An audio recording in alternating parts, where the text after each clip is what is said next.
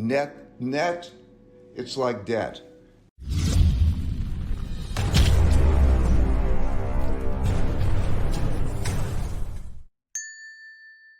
Three big ones are, first, that which is happening with money and credit. In other words, when you get close to a zero interest rates and you spend a lot more money than you earn, then the government does that. That means that a lot of money is printed and it moves its way through the system in a way that is reflected in market prices. And so that is what is happening now. The second is the very large internal conflicts that we're having that are due to wealth gaps, political gaps, and so on, that influence the left and the right and the dynamic between them. That affects tax policies, that affects capital flows and the like, and they're reflected in market prices and will change as those circumstances change.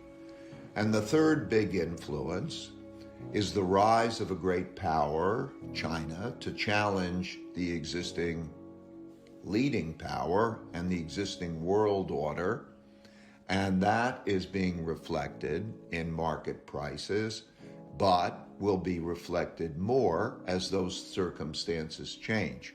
So those are the three big influences, to answer your questions, that are reflected, maybe not yet adequately, and we have to look ahead of what things will change. The other two are that have been reflected through history, and I didn't have a full appreciation of until I studied the last 500 years of history.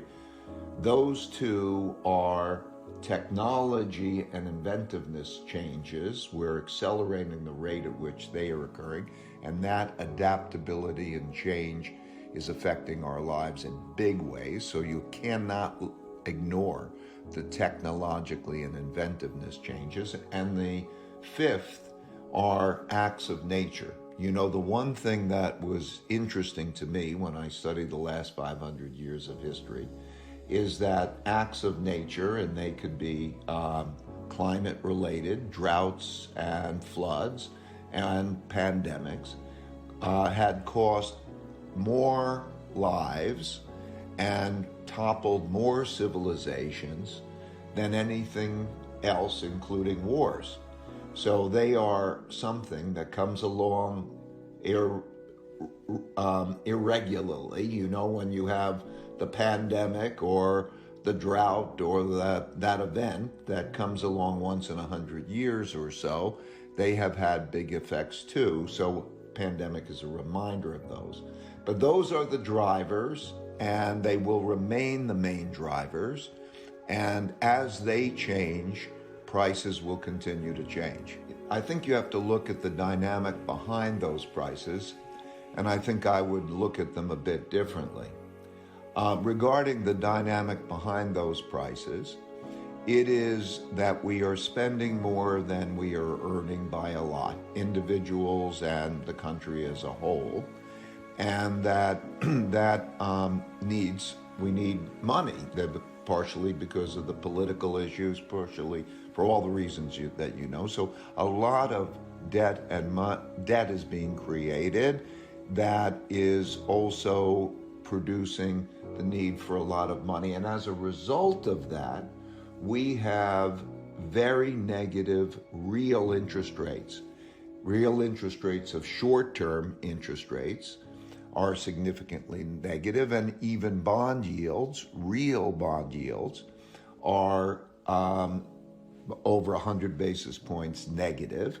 And so when one looks at the return of owning those bonds, that is a very bad return.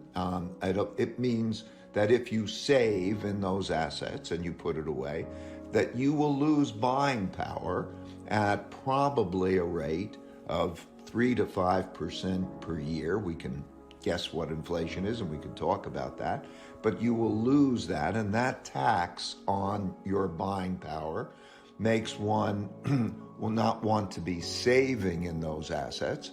It makes one want to borrow in those assets, and the available of credit and that set of circumstances drives money into other assets, and into those assets are investment assets, as well as goods and services. And so what we see now is that stocks are not expensive, not very expensive, maybe a little bit more so than normal, relative to bonds, which are very expensive, but still not expensive in relation to cash.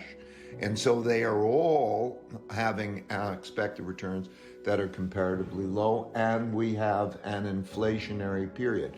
So it's very important to understand the paradigm that we're in and how that dynamic works. And so as the inflation pressures become an issue and we have relatively, let's say, stronger growth, those things will start to change. And so the big question that the markets look at is, how will that change? As a result, will the Federal Reserve and central banks begin to tighten monetary policy? Because these things will change. And what will tax policies be and the like? And those things will affect market prices going forward. It's unsustainable. There's always, throughout history, a debtor and a creditor. And there's always, throughout history, the ability to create demand by creating debt and by creating money. And then there become clear preferences for doing one or the other. There are environments like the late 1970s, when Federal Reserve Chairman Paul Volcker tightened money and wanted to make it good to save and bad to borrow and have credit. That set of circumstances was caused, and that action was caused by things that happened before it, and that produces high real interest rates and the like, and that produced the environment that we had, largely the disinflationary environment that we had that followed. Similarly, the 1960s led to the 1970s. The 60s had too much debt creation due to war and Vietnam and what we call guns and butters policies, that we're spending more than we were earning, and that led to the necessity in 1971 for the Federal Reserve, for the President of the United States to acknowledge that they would no longer be able to pay the dollar claims in gold, and to default on the gold claim, and to devalue the exchange rate and to devalue the dollar, which led to the 1970s inflation and so on. So there are always, all through history, the dynamic in which there are high real interest rates and it pays to be a saver for some times. And there are times when there are very, very low real interest rates and the need to create a lot of money and credit, and it pays to have assets, the opposite side of assets, and been positioned in the opposite way. And that's been true throughout history. And that's the main